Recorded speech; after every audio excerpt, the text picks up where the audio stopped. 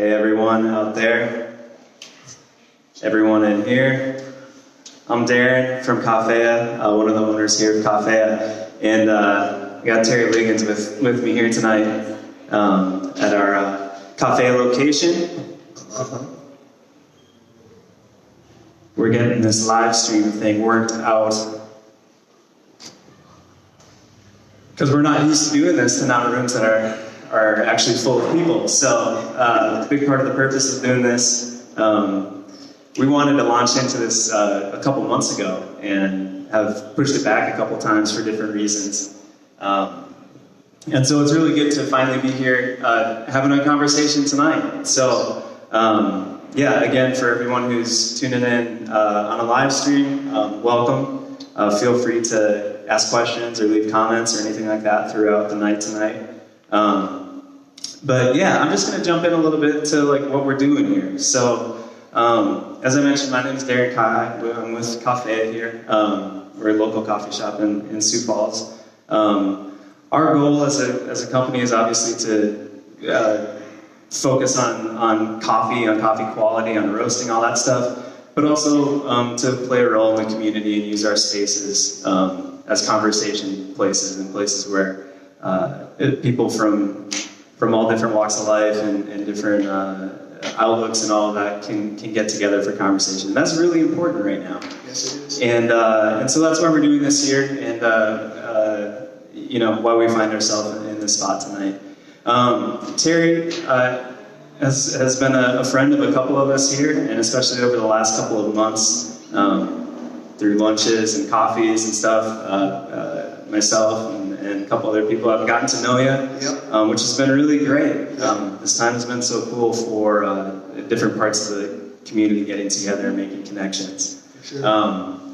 And so over the course of a couple of those, it just kind of came up that it's like, man, let's, you know, learning about your passions and your work. Yep. and the stuff that you do with speaking, it just made sense to say, hey, why don't let's hook up and have a conversation and share it with people, because it's good stuff and stuff that I think, I know for me personally, I've just really enjoyed, and I think sharing it with anybody else who wants to hear your perspective, your story, and kind of open this up for whoever. So Good. Thank you for being here. Yes, thank you for having me. Yeah. Super excited about it. Like you said, we just came together organically. These times right now that we're in are full of a lot of confusion, chaos, uncertainty, strong opinions, and we need to have events like this to demystify and help guide people through these times. So I'm just so grateful that, you know, Coffea is stepping up right now and say, hey, we'll stand in the gap. We'll do education. We'll provide platforms for diverse perspectives, all perspectives, right? All perspectives to come forward. So I'm so grateful to get into what we'll talk about today. Well, man, yeah, I feel grateful. So we can both be grateful. That's good. Yeah. This is what I love about Sioux Falls too. Is we have the type of community where it's easy to make connections. You know, when you get out there and go for it. So Nice. yeah, it's awesome. Well, for everybody else, I just want to share a little bit about Terry and the organization that he runs called the Hurdle Life Coach. Terry was a hurdler down, a pretty good one too. You're a national champion. Yeah, down at USD. So the Hurdle Life Coach is the name of his company. And just to fill people in and give some context for your work and your passion, what you're going to be sharing tonight through our conversation. The mission of the Hurdle Life Coach right now is kind of two main things. Providing consulting, education services in the community, business, industry sector, focused on culture, equity, inclusion, and diversity. Yes, sir. Words that we're hearing a lot right now, which is great. The conversations that are happening just due to stuff that's happening in the culture. So, Yep.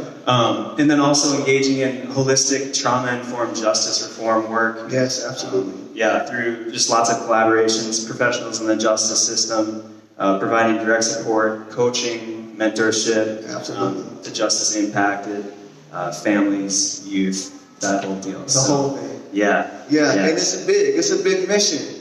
And if anybody's, you know, watching the climate right now, that's what we are working through. Like how the justice system engages with us as community members, from those who are committing crime, from those who are being incarcerated, from those who are being released from incarceration. That's what everyone's a lot of people are trying to figure out. So we do that day in and day out, providing education to professionals in the justice system that they can be more compassionate and empathetic to citizens, that citizens will be more compassionate and empathetic to our law enforcement officers, to judicial officials, to correctional officers. Empathy for all, justice for all, but then not forsaking the impact on the individual. So when you have someone who does get incarcerated or does get arrested, what is the impact on that individual, their family, and also the youth? So we do offer those services of coaching and mentorship for youth, adults, and families, but also working directly with the system to provide education that we're all more empathetic and more compassionate.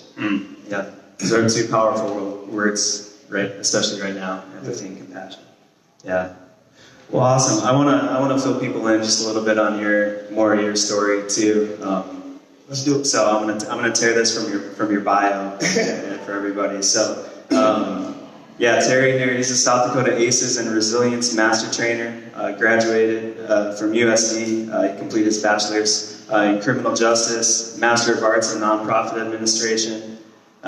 Professionally, as we've been talking about, educating, providing support, crisis care, coaching services to men and women in reentry. That happens through the company, the Hurdle Life Coach. The Hurdle Life Coach, which means that the obstacles and barriers in life are also meant to be hurdled. Yeah. So that's the core company belief that, just like on the track, the definition of hurdling is sprinting over barriers. The whole mission of the company is to evoke that same type of belief into others, that they would know that the obstacles and barriers in life are also meant to be hurdled. Hurdle life. Love it. Yeah. Awesome, man. Yeah, and then your advocacy work is driven from personal experience. Yep. So, justice involved juvenile, grown up in North Omaha, Nebraska. Yep. Formerly incarcerated adult, successfully navigated reentry, which is just... It's been 4 years. Yeah. It's been 4 years since I started my own journey of reentering community after choices I've made. Who amongst us is perfect? I'll wait, for someone who hasn't made a poor choice or made a mistake. And when it comes to crime and criminal, there's a book out there that says we all are criminal. And the reality is, it's true. A lot of people just haven't gotten caught doing the crimes. When you think about driving under the influence or speeding or whatever it is, any infraction outside of the boundary of law is crime. And so people stigmatize criminal way too hard and forget that that's not a criminal. It's an individual who made a poor choice. In the midst of some circumstances. So I've done that. I'll raise my hand. I've made poor choices, and I've been consequenced for that. But I've owned those things.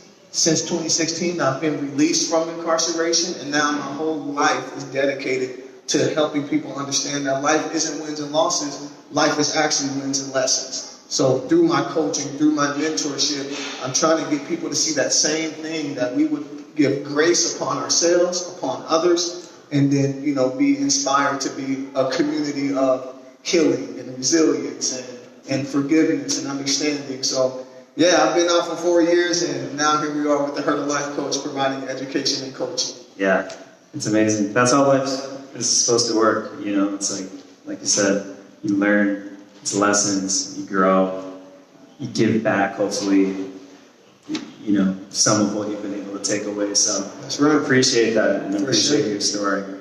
And then since that time, founding member of South Dakota's Equity and Justice Coalition. Yep.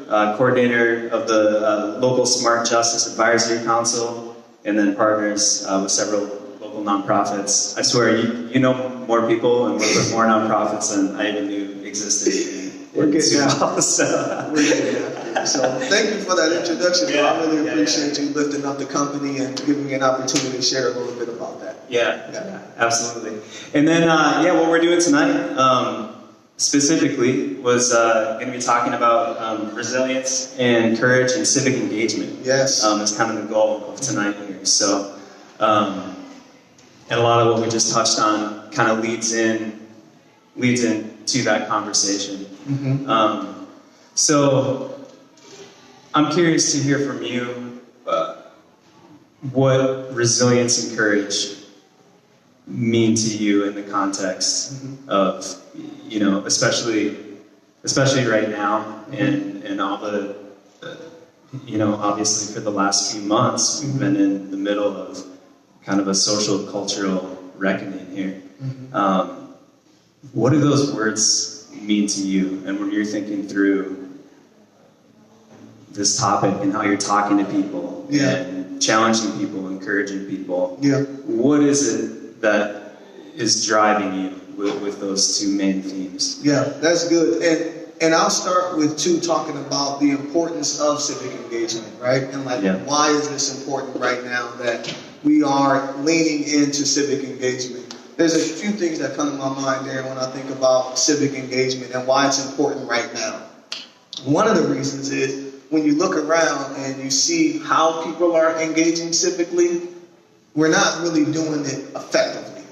There's a lot of people that are just expressing opinions. There are a lot of people that are using various platforms to not really bring people together, but really driving people apart. So there is this space where we need to really wrap our minds around how to go about civic engagement in a way that's effective, you know, and not just loud. When I think about what civic engagement is the interaction with other individuals about issues and matters that apply to us all. That's what civic engagement is. When you think about the issues and matters that apply to everyone, and then how we converse about those things, that's civic engagement. And it's very important. Like, it's the lifeblood of our country. Our country is driven, this representative democracy is all driven around civic engagement, laws, policy, voting, and all these different things. But we've come a long way from where we were, like in our founding times in 1776 and then the civil rights and all that. But in many ways, we're still penning new chapters of the same book, right? We're still writing history today. We are still participating in a human rights movement, a civil rights movement. It is not gone. It is not dead. It is definitely alive right now. And so we all, as a community, have this opportunity to engage civically with one another, pen chapters that when the next generation looks back on what we did with this country, we can feel good about how we engage. We can feel proud of the laws that we have in place because, you know, you ask some people, you look back into our history, and we're not proud of the ways people have been treated historically. But how are we going to reckon that? Or how can we own up to the historical facts, look at the present, and then move forward together in it through civic engagement? So it's just important because right now we're writing history, and it's also important because people are engaging, but they're not doing it effectively. So I want to talk about ways in which we can go about engagement more effectively. And then the second thing that comes to mind in regards to why it's relevant is because a lot of people are confused. A lot of people are uncertain. A lot of people aren't sure how they fit in this piece of the puzzle, how they play a part in this part of history. And so we need to step forward together like we're doing now to be a flashlight for individuals that are like walking around in the gray and people that don't know what the next step is. So it's so important that we're doing it now for those reasons so that we can be more effective and that we can actually clear up some of the mystery of how do we go about this and help people have more comfort as they lean in. Yeah, I think the historical element that you mentioned is so important because, I mean, you know, a lot of us, you know, like me growing up in a small town in Minnesota and the civil rights movement, you know, you're learning about that in school and it doesn't necessarily feel relevant to where things are at. And then obviously grow up, get out into the world and learn and meet people and hear about people's experiences. Yep. But then, you know, in the current stage where we're in now, it's living history. That's you right. know, and so that provides so much context then for I think, for the stuff that we're talking about tonight, because like you said, it can be confusing, and it isn't as, you know, when you're reading through history books, things can seem black and white, you know, and you say, well, they did that wrong, well, they obviously did that right, and living in those moments, it feels different, you know, you're wading through questions, you're trying to find the right posture as you go through things, and so that's really interesting to me, It's good. And I love that perspective too. And I don't love this fly. I know, he was bothering me too. I have no idea, there's one fly in here. It's all good. So you asked me a question about resilience, right? Because so today's conversation is about resilience and courage and civic engagement. And there's other things that play a role, but resilience and courage is certainly at the forefront of what's required. When I think about resilience, Darin, I think about this stick-to-itiveness. Resilience is also an attitude of I don't quit. Resilience is also like this ability to bounce back. Resilience is not something that you're actually born with. So you actually have to develop resilience. But in addition to that, it's not only just about being resilient, it's about now it's not just about bouncing back, it's about bouncing forward. So in the face of adversity and challenges, you can then lean into your ability to be resilient. But resilience also has a science. There's a science to resiliency. So when I say you're not born with it, I'm saying this is a science. It's something that is built. And the science of resilience actually breaks down into 3 core protective systems. They're called individual capabilities, attachment and belonging, and then cultural and community and spirituality. This is how you build resilience. And you build resilience in individuals, communities, and families by working through these core protective systems. And they need to be nested. They need to be anchored and rooted. So let me go a little bit deeper into the first core protective system, which is individual capabilities. If you're helping someone to build resilience and you're focusing on individual capabilities, what that breaks down to, the first part of that is called a positive self-view, a view of yourself, having a positive view of yourself. So the way you do that is by developing like positive self-talk. The way you help people to do that is by being a person that provides more affirmation and encouragement to people than demeaning, labels, opinions.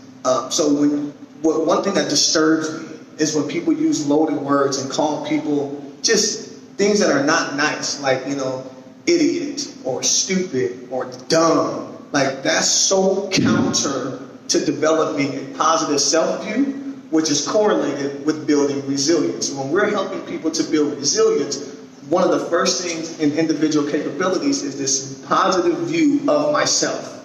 So you have control over that by being able to use positive self-talk or affirmations, but we also can contribute to building people's resilience by being affirming, by complimenting people, by giving them the words that they could develop that positive self-view.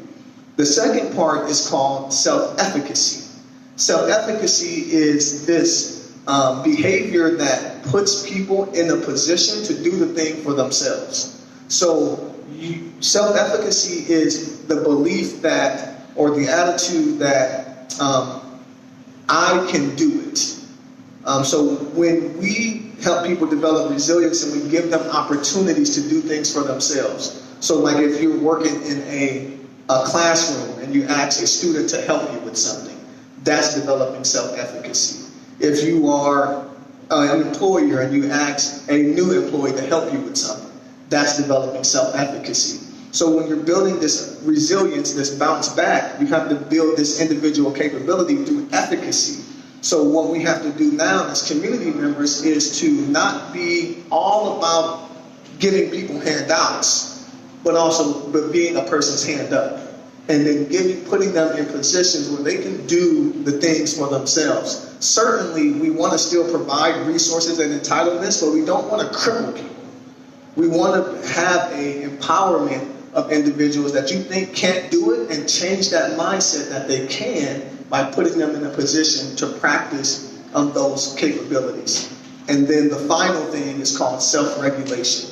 And self-regulation is just the tools and the skills to manage stress. So that's mindfulness, that's meditation, that's yoga, that's music, that's exercise. All these different things to help self-regulate is also a part of that individual capability. So now, as we're looking at the science of resilience, we can see that there's layers to this. It's not just about I don't quit. It's about self-view, efficacy, regulation. And then when you talk about attachment and belonging, not to go real deep into them, inviting people to be a part of groups, helping people to get connected to groups of positive association. So whether that's a spiritual association, an athletic association, employment, attachment and belonging. When a person is isolated, they're at risk. They're at risk of poor choices and destruction. But when we invite people to belong with us, to attach to entities and organizations, that builds resilience, and then also community, culture, and spirituality. So being open-minded to the diversity of beliefs in the world, these are the things that actually wire in to building resilience. Yeah. Wow, that's good. There's a lot to chew through there. Yeah. Yeah, my mind, as you're talking about that, goes to, different group dynamics where you are feeding off the energy of people around you, and we oftentimes do give so much sway to the negativity around us as opposed to the positivity, and people, feeding into those, building self-confidence, building the confidence that you can go. And optimistically about our leadership. That's building a resilient Sioux Falls. Or if I speak positively and optimistically about my family dynamics, or your business here at Coffea, that's building a resilient Coffea. So we have this opportunity to help build resilience, not only in ourselves, but in others. Yeah. It's good stuff. Are you encouraged by what you're seeing happening as you're going around and talking to groups and meeting people? Like, are you encouraged in that way that type of thing is happening? Yeah, I'm encouraged enough. There's some things that I'm still concerned about, but doors opening like this and other doors that are opening for education is keeping my hope alive. And we just need more doors opening up that we can keep talking about resilience, and we can keep talking about courage and talking about the importance of civic engagement. Yeah. What do you think are the roadblocks to it? What do you think are there certain things that, just for anybody listening, that taking as mandates to help see those areas where where we might not be thinking about opportunities to help strengthen a community or our family units or anything, Yeah, actually, I think that's a great segue into the second attribute, which is courage. A part of what's missing is a courageous attitude and a courageous mentality. Courageous is to be active and engaged in the face of fear, or in the face of uncertainty, in the face of threats, in the face of intimidation.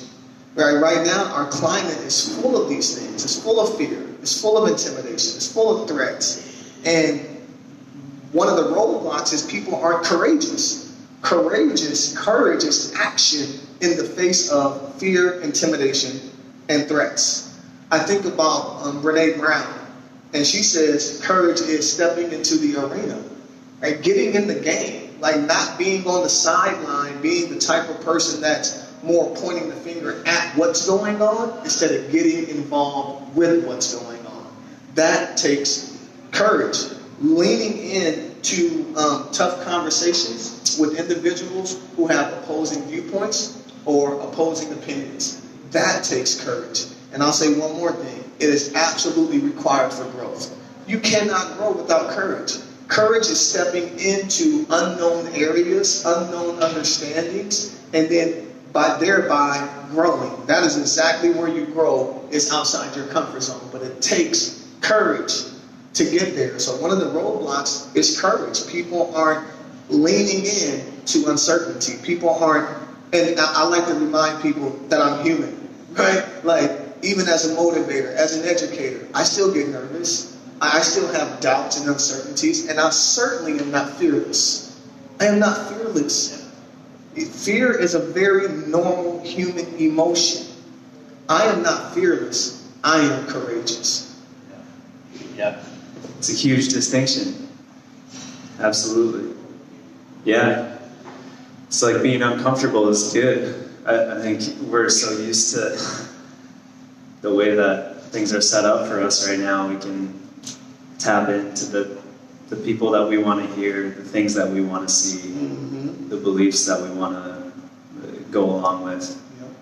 That it's more and more uncomfortable to do those things. Yeah. Yeah, and I just remind myself of the golden rule, honestly, and that's to treat people the way I would want to be treated. So I want to be heard. I want to be seen. I want to be supported. So I give that out. That's just sometimes, Darren, people are so entangled with what they expect instead of realizing that your circle of influence has to do with what you can give, what you can control, not what people can give you. So, for me, I seek to understand first, not to be understood.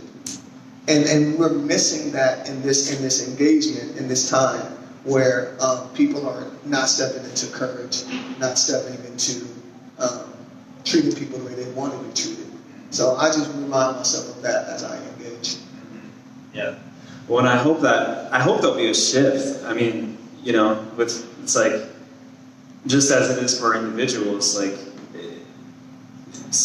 shying away from a moment or a situation, that it's possible for us to be doing that as a society, as a culture, but at the same time, there's a way of pushing back against that. And I mean, my hope for where we're at is that's going to happen. All the turmoil and this, things that are maybe haven't been seen that are being seen, and things that are being recognized that haven't been recognized. It's easy to get caught up in the moment of divisiveness and stuff too, but pushing through. I mean, with courage. Yeah. All it takes is a seed, to start growing something in anybody.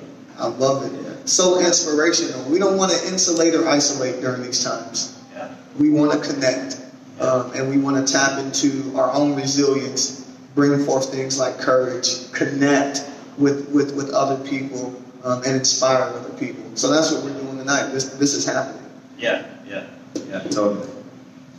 Oh, it's good. These are can go way deep. Yeah. Oh yeah, super deep.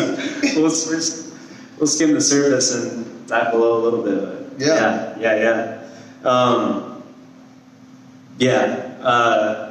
I was thinking in prepping for this and just thinking through it. I'm kind of a biography person, so thinking of biographies. But Congressman John Lewis, who passed away earlier this year, when I was thinking through courage and resilience, I don't know why, but he was really on my mind as I was jumping into this, and just the lifetime. I mean, starting as a teenager up into his 80s, and I mean that's obviously like a giant, but things don't change. It's like it doesn't get any more glamorous. It doesn't get any more any easier to flex courage and to stand up to the fears. And if anything, the stage gets bigger as your voice gets heard more and all of that. So it almost ups in degree. Yeah. Well, we got a big incline, that we're climbing right now. And that's just the reality of it. And we're still on the uphill in regards to getting fair and equitable treatment for everyone.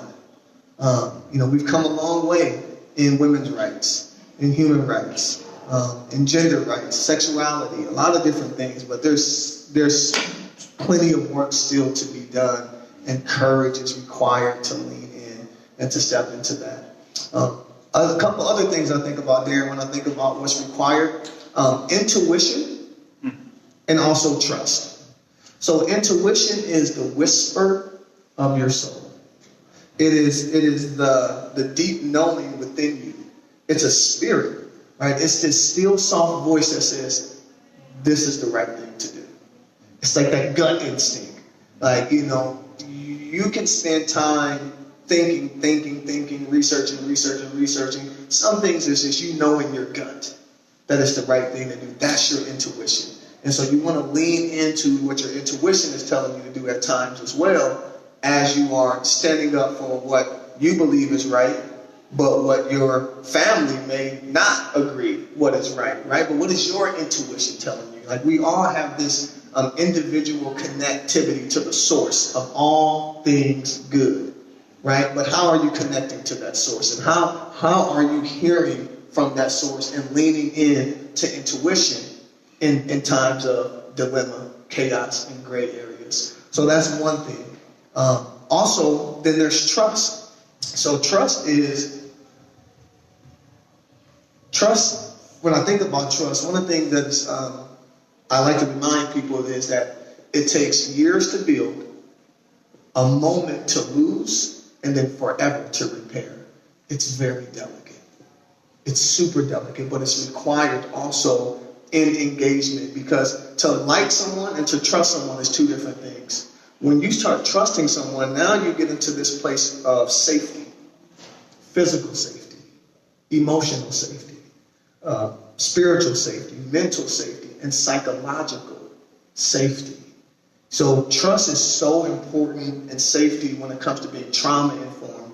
And people have reservations with certain people or things or places. Trust is safety. How are we creating environments where people are safe to be their authentic self, where people are safe to confess a wrongdoing or a mistake? So creating trusting environments is also a big key in engaging civically, intuition and also trust. Yeah. How do you see intuition? You know, talking about it being the whisper. Mm-hmm. In yourself, have you seen that change over time as you've, fed those parts of yourself? But, so in the direction where, when you find yourself thinking and meditating, it's like, how do you think we develop our intuition? Well, it's developed like a muscle. Repetition.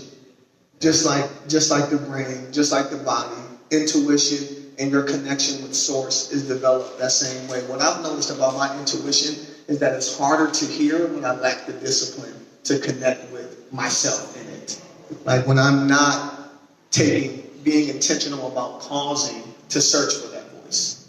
Right? When I'm not participating in prayer, whatever that looks like for me and for you, right?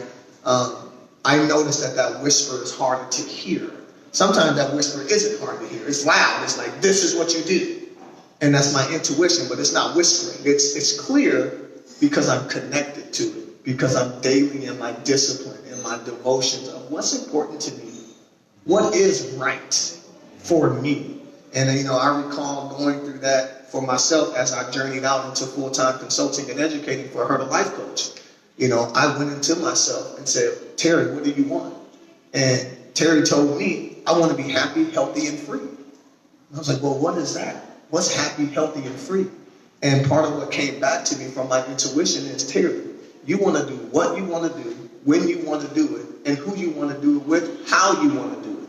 You're not shaped to be guided by other people's whims. You're shaped, and we're all shaped to be guided by our intuition. But are you in touch with that intuition? Can you speak to yourself and hear back from yourself in those still moments? So it takes that daily discipline, it takes that intentionality to get in touch with your intuition. But what I've noticed is sometimes it's harder to hear when I'm not disciplined in that pause. Sure. Yeah. Well, for me, I think then that feeds. That's what you take in. That's what you take in against your fears. Mm-hmm. Right? It's like that's the boost that you need, like for courage going into any type of situation. Mm-hmm. Yeah. So good. Yeah, that's good. So two other things I prepared this to say: openness and authenticity is also important for civic engagement, and then also collaboration. So when I talk about openness and authenticity, this is being bold. being transparent, being unapologetic. You know, I'm not saying be rude. I'm saying be real. Open and authentic is, this is what I think about it. This is my feelings towards that. This is what that means to me. This is my experience with that. And then being able to receive a person's open and authentic position without thinking there's something wrong with that. There's nothing wrong with someone having an opposing opinion than what you have, or having a different experience. But what happens is some people who don't have the same experience all of a sudden think that that doesn't happen in the world. Like harassment doesn't happen. Sexual harassment or racial harassment because you've never experienced it. That's not the case. We want to be open and authentic and real with our experiences, but then when we hear people's open and authenticity, we want to honor that. We don't want to minimize it. We don't want to compare it to anything else, and we certainly do not want to deny it. You know, the fear that people have in the country right now in law enforcement is real. The worry, the concern that people have is real. Honor that as they're being open and authentic. Trust and safety. Helping to understand each other. So when people are being open and authentic, this is how you are able to then understand them. Seek to understand by giving people a safe place to reveal themselves, to talk about the hard things that they've been through. Authenticity is taking off the armor, taking off the mask, not being fake, just being real. Just, this is what I've been through. This is what it was like for me. And not being ashamed of that. Because one thing we do know, and they say, if it doesn't kill you, it only made you stronger. Right? So now when I look back over my adversities in life, I have gratitude. I have gratitude for the hard things that I've been through. I have no shame. I have no embarrassment about my single parent home or my incarceration experience. I've learned so much from all those adversities. And so it's taking off the armor, not being fake in that ownership of my authenticity. It's also being wholehearted. People struggle with being emotional. Emotions is human. Human beings are filled with emotion and energy. Do not bury your emotion. Do not speak up about your frustration, but also do the work to understand what is emotional intelligence, which is the full spectrum of emotions that you feel as a human being. So now, as you're expressing yourself to your loved ones, to your family members, to your children, to your supervisors, to your co-workers, to law enforcement, to whomever, you have the intelligence to articulate what you're actually feeling. So the difference between disappointment and anger, the difference between happiness and joy, the difference between frustration and sadness. Just because I'm quiet doesn't mean I'm angry. I might be sad, but we got to have that emotional intelligence so that we can be more authentic. Because if you think it's just anger and happiness, and those are your two emotions, that's not the case. Yeah. So we got to do the work to be wholehearted and have that emotional intelligence. And then two more things. Be comfortable with the I don't know and that I don't understand. That's okay, Darin. It's okay if you don't know. One of my favorite things is like when I tell people, I don't understand that. Help me to understand that. That is the gateway to growing and learning. That's how you get there. Owning up authentically. I don't know. I don't know what white privilege is. I don't know what white fragility is. That's okay. Own that. That's being open and authentic. That's going to be your gateway to growth. So the I don't know and the I don't understand. And then there's this tricky thing called bias and unconscious bias. We won't do that training right now.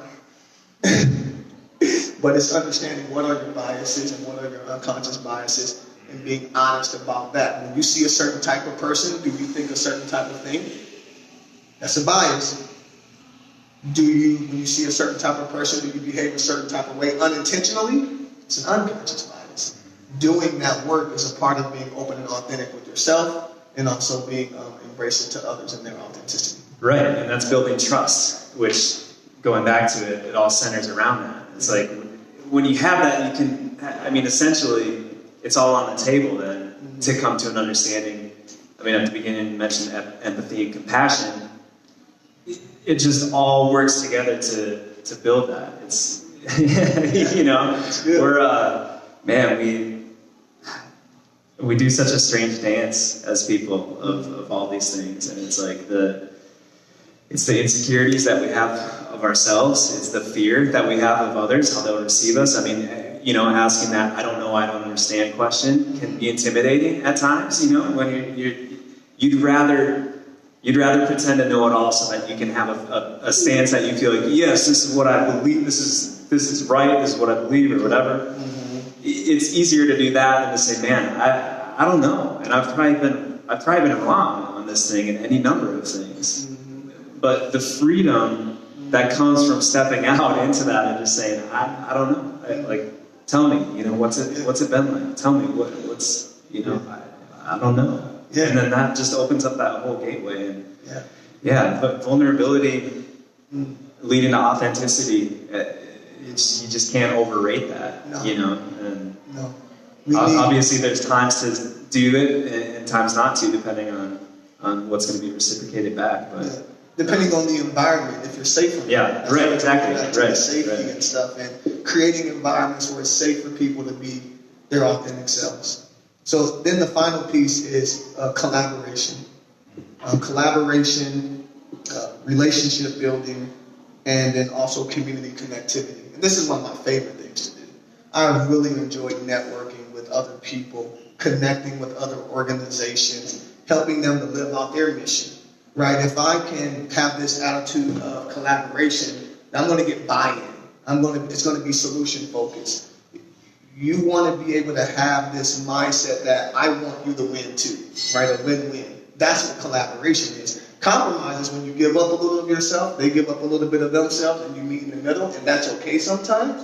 But the goal is collaboration, that you get exactly what you want, I get exactly what I want, right? Collaboration. So that's so important as well, that we're not trying to take things from people. We don't want people to have to give up stuff. We want people to have exactly what you desire in life. So if we want a safe community, okay, put it on the table. How do we create a safe community? We want employment opportunities. We want gender rights. We want sexuality, right? Whatever. Okay, put it on the table. How do we collaborate? It's not about you don't deserve that or you shouldn't get that and those different type of things. That's counter to engaging in this thing in a way that's actually helpful and productive. But collaboration is how you get buy-in too. So if you're trying to implement solutions, collaboration, not competition. I don't look at anything like competition. I'm only looking to build partnerships, share my desires, share your desires, and then work together that we both will be able to get them. So buy-in, shared value and interest, strength in numbers. Collaboration is how you get more max, right? Team, right? Like this mindset of doing it alone, you can go out and do it alone, but you really can't accomplish it alone.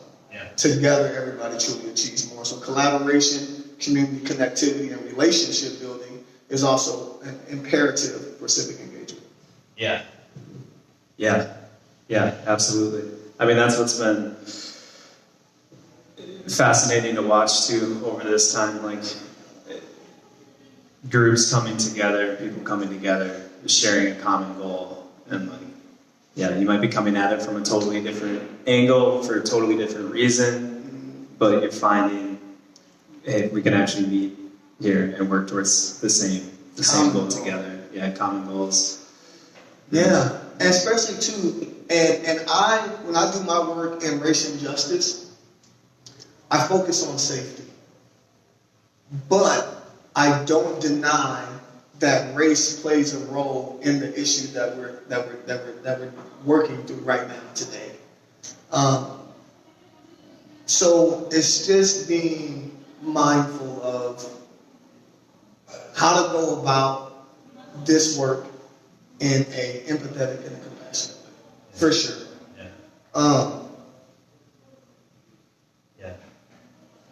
This is so good. Yeah. Anything else itching on you that you want to share, spitball off that? You've just dropped a ton. Yeah. In a short amount of time. Yeah, I mean, I just think that it's so important that, man, my heart is just so filled with hope right now because I do believe in Sioux Falls. I do believe in what this community can accomplish with this generosity, with collaboration, with embracing open and authentic perspective from diverse populations. We're having some great conversations right now in the community. There's a lot of collective momentum going on, and we just need more and more people stepping into this movement of human rights, of civil rights, of equity, of justice, of peace, that we can have a community that we are proud of, period. When we look around the country, yes, there's a lot of turmoil. Yes, there's a lot of challenges, but we are in a place where we're very fertile here in Sioux Falls. We have this opportunity to truly connect and ensure that some of the issues we see elsewhere, we don't have those issues here. But it takes things like this. It takes organizations like yours, partnering with organizations like mine, two guys from different backgrounds, different perspectives, but coming together with mutual respect, mutual understanding, empathy, compassion, and then setting this example for the rest of the community. So thank you for doing this, Dan. It's a pleasure. I always love talking to you anyway, so it's just like, let's throw a couple mics out and invite some other people to the conversation. So, no, thank you. Yeah. Yeah, no, I'm just looking at the time, so I want to try to be mindful of it. I don't know if there's questions from the audience here or any questions from the audience. We can do those too. Yeah. Anybody got any questions, thoughts, comments? Anybody want to drill it? Good to go? We're good. I think. Oh yeah. Is that go? Yeah. I love you for seeing the partnership in that going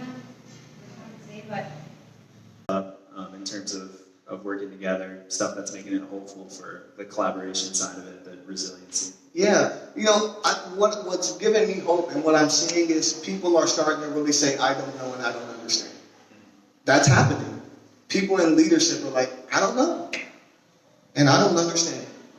Help me to understand. So that's fantastic because that is the gateway for the bridging, for the empathy, for the growth. So hearing that from our leadership at the city, hearing that from other leaders in the community that they're seeking to understand, that is really encouraging for myself as an educator with a diverse perspective, with diverse experiences, with unique training on trauma, incarceration, and justice. When people are being authentic about, I don't know and I don't understand, that gives me a lot of hope. So I'm seeing that happen. That's what's really driving me. Yeah, great question. That's on my mind too. I mean, we're not immune to anything with where we're at, and things can be going seemingly well, and then all of a sudden a huge wrench goes into it, and you say, man, were we blind to all of this whole time? Or like, what was going on? It's a fortunate situation to be in, to be able to feel like you can be proactive and see and hear things that are happening and say, man, let's jump on that, and actually have an interest in addressing problems and issues and potential areas where just like, I mean, I'm sure you have a board that you could throw a dart at and pick any issue, and it's like, yeah, throw everything behind that, in terms of educating and consulting and stuff, which I would think could be overwhelming, like to get into that into that arena. So yeah. It's a really good question, and I think we have a really good challenge in front of us, just everybody. And I mean, I just personally appreciate the opportunity to sit and talk and ask those questions too. I love it. I love being in that situation, and being at Coffea here too. Like, I have to do that all the time because I don't see it all. I don't hear it all. I don't know it all. And it's freeing to take that posture, even though it is sometimes scary. And you have to have courage to just face those fears, to have conversations, to do whatever it takes, and then resiliency to come back to it, even when it knocks you down. I love it. that's what I was thinking about too, and in my gratitude that, you know, your organization is taking a risk to lean into this. I did some work with my friend Alyssa at Posh Boutique. We did a similar thing. This is an opportunity that every organization and business has. You know, I have the opinion that every entity should have an investment in community education.